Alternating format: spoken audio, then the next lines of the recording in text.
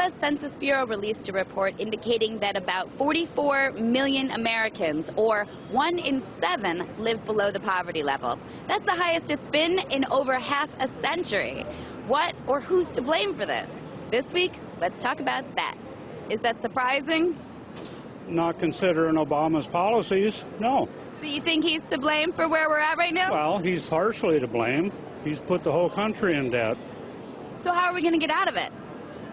Get rid of Obama. Well, I mean, we are fighting 2 wars, and I think they are costing a lot of money. So obviously that's having a significant impact on the economy. And Obama inherited these wars, so I don't think we can blame him. I've lost faith in the government. I think it's just a power struggle in Washington now. That's what I think. It's kind of like everyone's saying what they're supposed to be saying for their party, but no one's concerned about doing anything. That's one way of putting it, I suppose. I would say the mortgage dilemma. Loaning money that we don't have to people that couldn't afford it to begin with. And I think that was the beginning of it. Do you think that's going to turn around anytime soon, or are we going to just see more? I hope it turns around. I think it's on the upswing. There might be no middle class and just poverty class and then rich class, so that wouldn't be too good.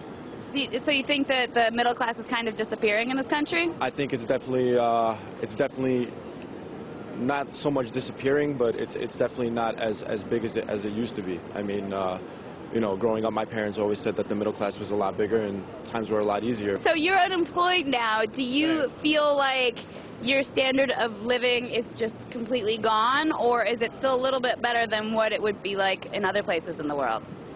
No, I wouldn't say my standard of living is gone. I mean, but it's you know, clearly times are tough for a lot of people. So, do you think that our poverty line is better or worse than the standard of living in other places in the world? I think it's better than most places in the world. If you've traveled internationally, you would probably come back and kiss the ground in America. I think a lot of people tend to overreact and take a lot of things for granted. A lot of the things that we really have, and you know, we have a lot more than several other countries in this world, and just kind of get complacent, take things for granted.